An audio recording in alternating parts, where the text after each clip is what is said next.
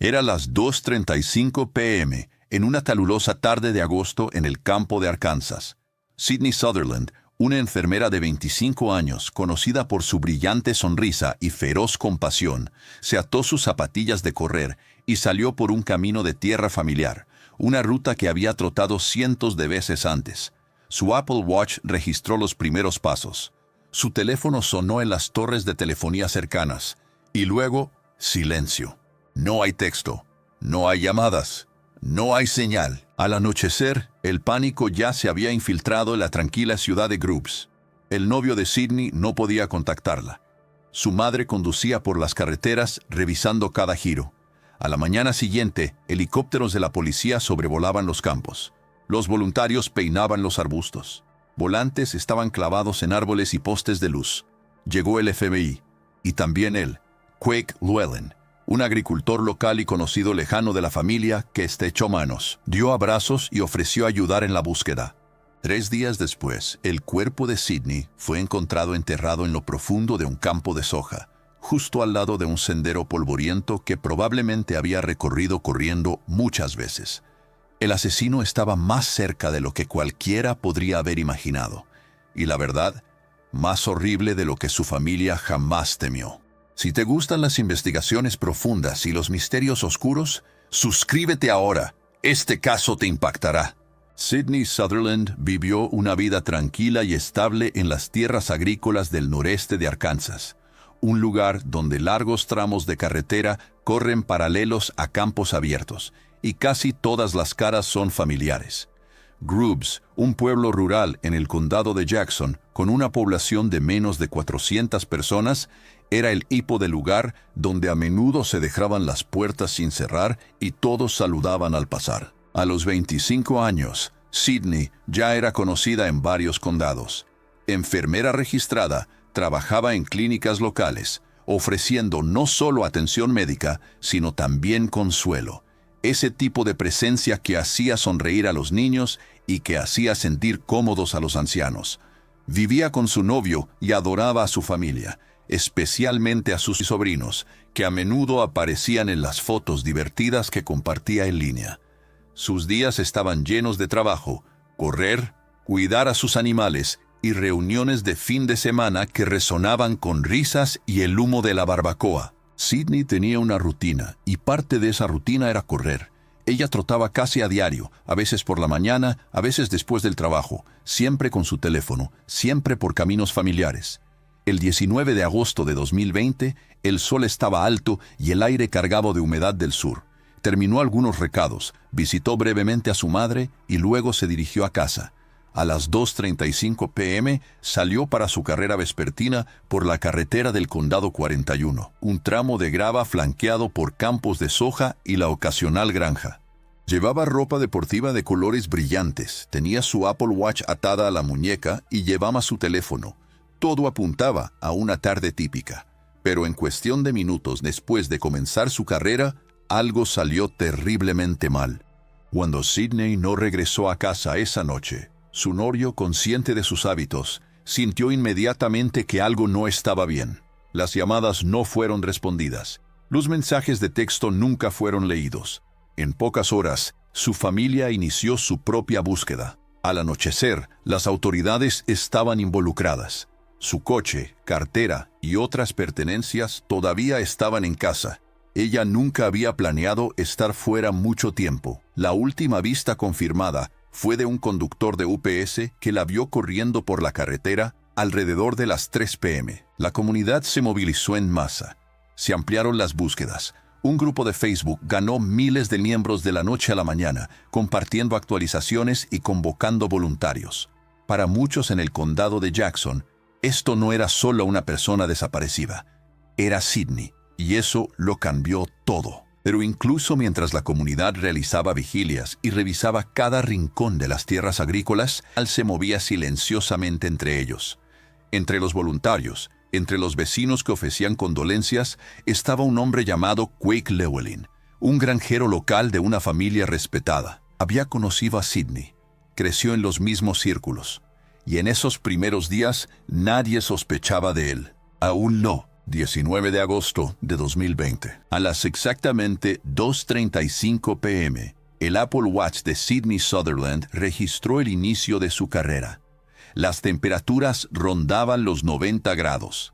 La grava bajo sus zapatos crujía en pasos rítmicos. Corría por la carretera del Condado 41, un sendero blanqueado por el sol que atravesaba campos interminables. Tierra abierta, sin aceras, sin cámaras, solo viento, polvo y el sonido de las cigarras elevándose con el calor. Aproximadamente a las 2:47 p.m., fue vista por un conductor de UPS, corriendo sola, saludable, sin molestias. Esa vista sería la última confirmación independiente de que ella estaba viva. Minutos después, otro hombre pasó en coche, Quick Llewellyn, remoto, de 28 años, agricultor de tercera generación, conducía una camioneta. Afirmó que simplemente la había pasado, que había saludado con la mano y siguió adelante. Esa era su historia. Pero Sydney nunca terminó su carrera. A las 5 p.m., cuando su novio regresó a casa y vio que ella no había vuelto, comenzó el pánico. Las llamadas sonaban. Su teléfono fue directamente a buzón de voz. Su madre empezó a recorrer las carreteras, revisando zanjas. La policía fue contactada al anochecer. Buscaron esa carretera, toda su extensión, sin señal, sin teléfono, sin zapato, ni siquiera una huella. Lo que nadie sabía entonces era que en algún lugar entre la vista del repartidor de UPS y que su teléfono se quedara en silencio, Sydney había sido secuestrada. A la mañana siguiente, la búsqueda se intensificó. Helicópteros sobrevolaban el área. La Policía Estatal de Arkansas se unió a los oficiales locales. Se notificó al FBI. Se desplegaron drones. Se trajeron caballos. El Apple Watch y el teléfono de Sydney habían enviado su última señal cerca de tierras agrícolas propiedad de la familia Llewellyn. Pero en un condado rural, cientos de acres pueden parecer 1000 escondites. A medida que la luz del día iluminaba los campos, Quick Llewellyn ya se estaba integrando en la investigación.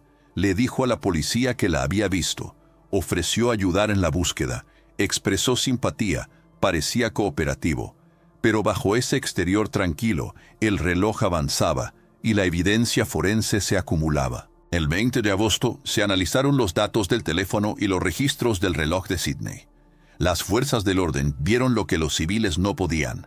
Su carrera se detuvo de repente y su teléfono dejó de moverse por completo.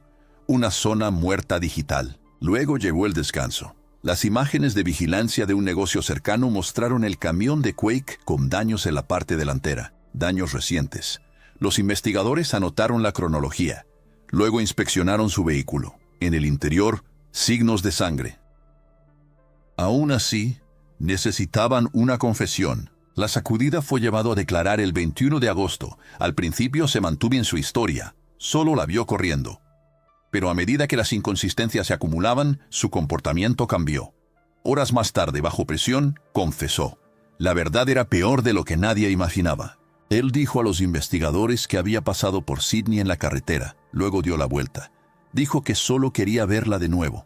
Luego la golpeó con su camión. La dejó inconsciente. La cargó en el vehículo. La llevó a un campo remoto y allí la agredió. Luego cavó una tumba poco profunda en un campo de soja y la enterró. Cuando se le preguntó por qué, no dio una respuesta real, solo silencio. Los investigadores recuperaron el cuerpo de Sydney ese mismo día, 21 de agosto, 2 días después de que desapareciera, escondido debajo de filas de cultivos justo al lado del camino de grava en el que confiaba. La noticia destrozó el pueblo. Los grupos de búsqueda se desplomaron en el dolor. Las familias que habían rezado por un milagro quedaron sin palabras. El hombre que los había ayudado a buscar había sido el monstruo todo el tiempo. Pero incluso con una confesión, la investigación estaba lejos de terminar, porque la historia de Quake tenía agujeros, y el cuerpo de Sydney y sus dispositivos guardaban secretos más profundos. La investigación sobre la desaparición de Sydney Sutherland comenzó con urgencia, pero fue la tecnología que llevaba puesta la que dio a los detectives su primera ventaja real. Cuando Sydney desapareció el 19 de agosto de 2020, llevaba un Apple Watch y tenía su iPhone con ella. Estos no eran solo accesorios, eran testigos silenciosos. Los investigadores recuperaron datos de GPS, patrones de ritmo cardíaco y registros de movimiento, todo apuntando a una conclusión escalofriante. Su carrera había terminado abruptamente en un tramo de tierra agrícola propiedad de la familia Llewellyn. Descubrimiento. La primera pista fue la huella digital de Sidney. Su reloj registró cada paso hasta que dejó de hacerlo. Alrededor de las 2:47 p.m., su movimiento se detuvo. No se desaceleró, se detuvo por completo. Su ritmo cardíaco se disparó una vez y luego se aplanó minutos después. Era solo datos que la tecnología en su muñeca hacía visibles.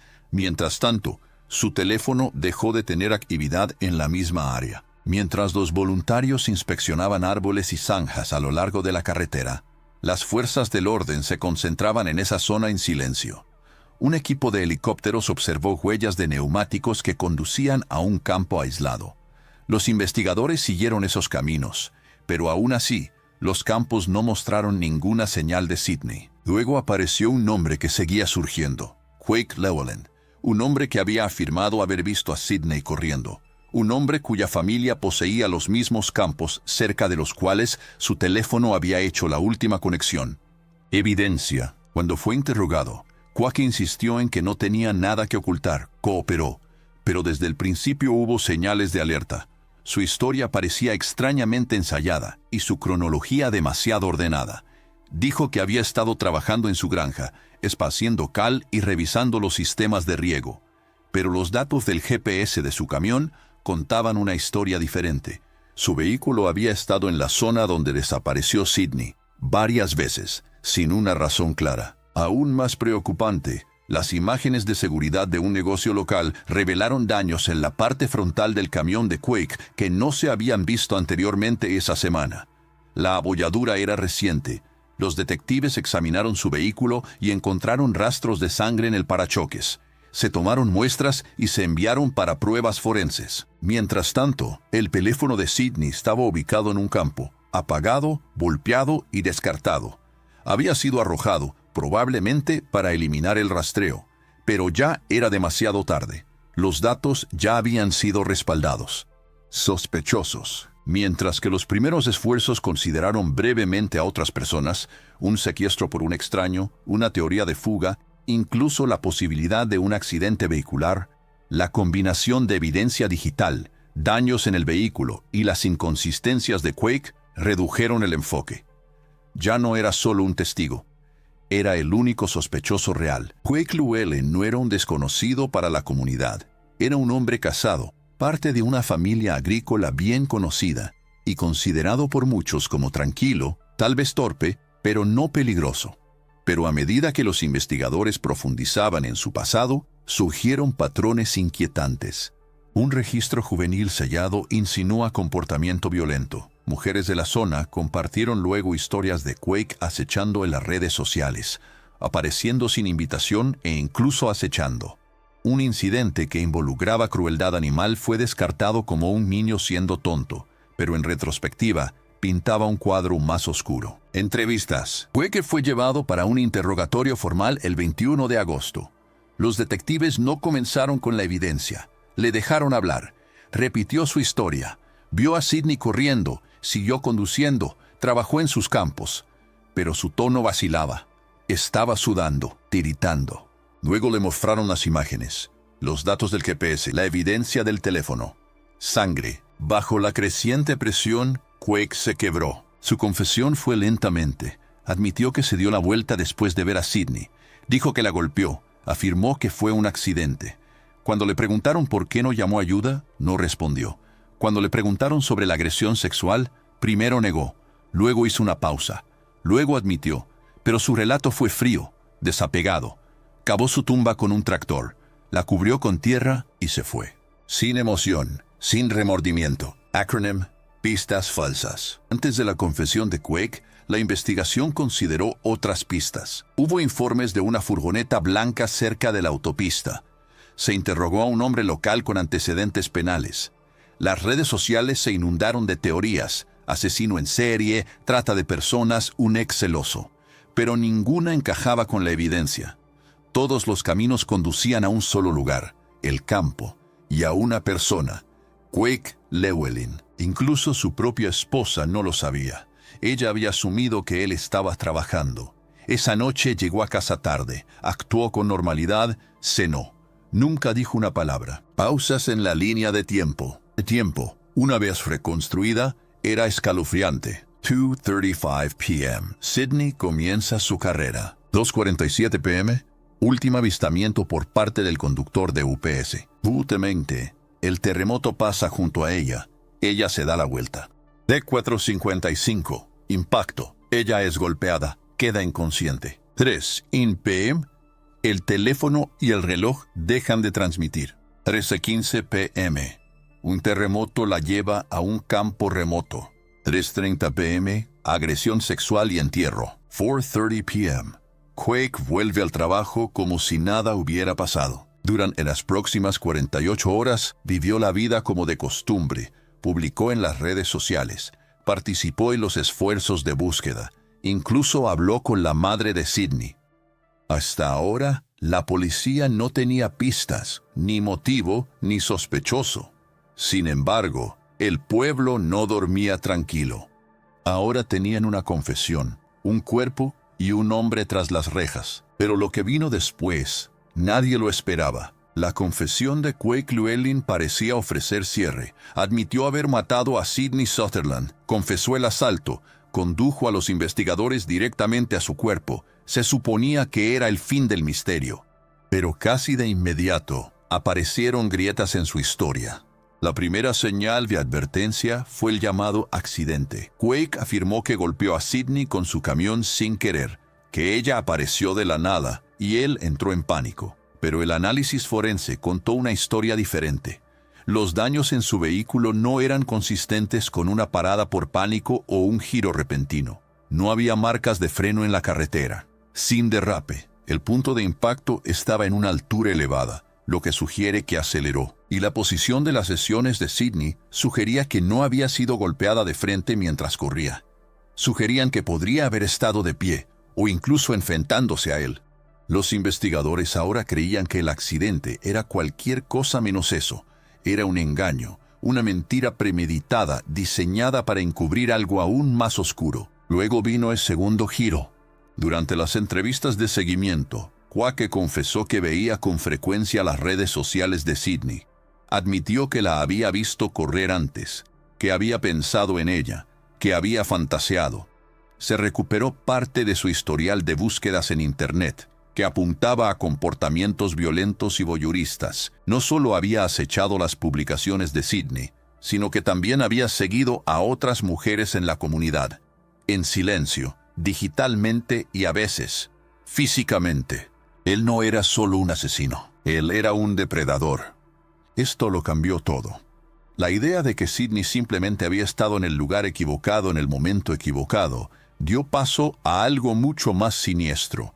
Un ataque dirigido. Un hombre que había observado, esperado, luego actuado. Cuando la madre de Sidney supo de estas revelaciones, describió la sensación como una segunda muerte. La familia ya había enterrado a su hija. Ahora tenían que enterrar la versión de los hechos que habían utilizado para sobrellevarlo. Aún así, otra vuelta de tuerca esperaba, esta vez en la corte. A medida que se acercaba el juicio, los fiscales se preparaban para cargos de asesinato capital. La pena de muerte estaba sobre la mesa. Pero luego, de manera inesperada, la familia de Sidney hizo una petición pública. Sin juicio. No querían escuchar testimonio gráfico. No querían volver a escuchar la voz de Quake. Querían paz. Por lo tanto, se alcanzó un acuerdo de culpabilidad. Quake Llewellyn se declaró culpable de violación, secuestro y asesinato capital.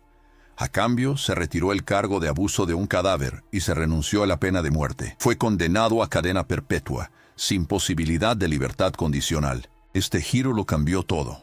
Comenta abajo, ¿quién crees que lo hizo? El 21 de agosto de 2020, solo 2 días después de que Sidney desapareciera, su cuerpo fue recuperado de un campo de soja en el condado de Jackson, Arkansas. La tierra estaba perturbada en un parche rectangular debajo de una línea de cultivos escasa. Los investigadores se arrodillaron en silencio mientras descubrían sus restos, magullados, golpeados, enterrados superficialmente en el calor abrasador. Quake Llewellyn había confesado. Les había mostrado la tumba, pero incluso bajo custodia, sus respuestas seguían siendo frías, fragmentadas, a menudo contradictorias. Describió la muerte de Sidney como un accidente, un momento de pánico. Sin embargo, sus pasos calculados decían lo contrario. Él admitió haber regresado después de verla correr por primera vez. Admitió haber hecho contacto intencionalmente. Admitió haber cargado su cuerpo inconsciente en su camión, haberla sacado de la carretera, haberla agredido sexualmente y haberla enterrado. Todo sin intentar llamar ayuda. No hubo emergencia, ningún intento de rescate, solo silencio y un encubrimiento. El equipo de la Fiscalía desmanteló meticulosamente su narrativa. Presentaron coordenadas GPS, datos del reloj, pins de torres celulares, análisis de vehículos e informes de patología forense.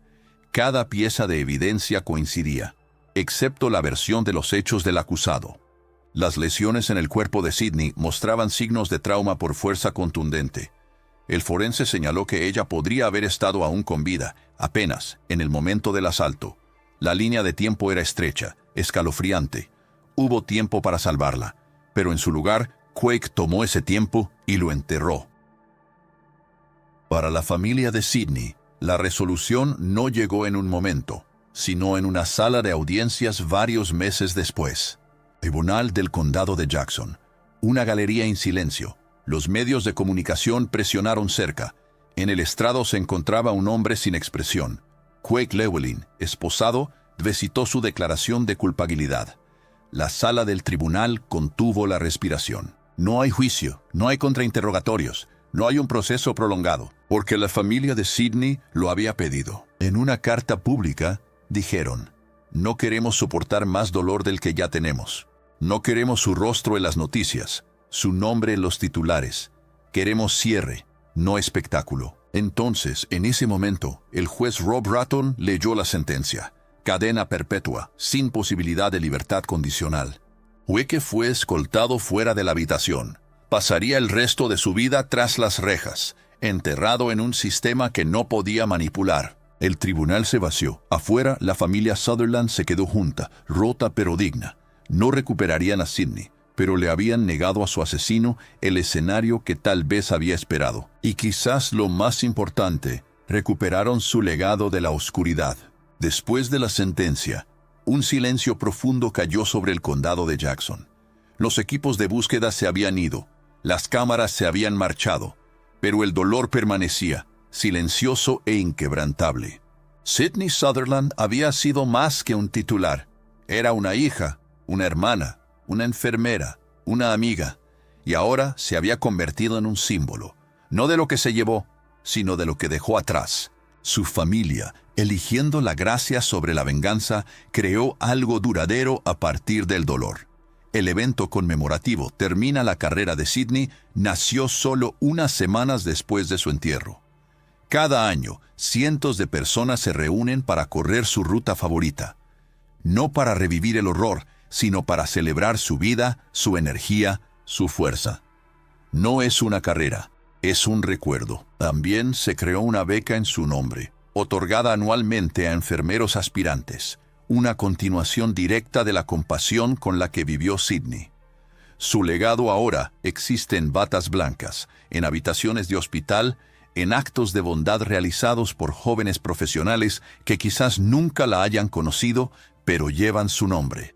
El paso elevado cerca de donde desapareció fue renombrado como el Paso Memorial a Sidney Sutherland, un monumento solemne en un tramo tranquilo de la autopista que ahora sirve como advertencia y recuerdo. En cuanto a Quake Llewellyn, permanece encarcelado en la unidad Barner en el sureste de Arkansas, sin apelaciones, sin entrevistas, sin declaraciones públicas. Su nombre desapareció rápidamente, por diseño. La comunidad optó, en cambio, por hablar solo de Sidney, para recordarla como era, vibrante, intrépida y llena de luz. Algunos crímenes resuenan en el silencio, otros en pasos que nunca regresaron.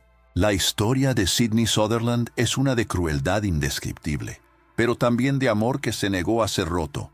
Frente al horror, su familia eligió la fortaleza, su comunidad eligió el recuerdo, y su nombre ahora no representa tragedia, sino resiliencia. Aún así, persiste una pregunta, fría como el campo donde la encontraron. ¿Cuántos otros había visto antes? Algunos dicen que se hizo justicia. Otros dicen que el verdadero peligro nunca fue solo un hombre, sino la confianza ciega de la inocencia de un pueblo pequeño. Suscríbete y mira nuestra próxima historia, una aún más oscura que esta.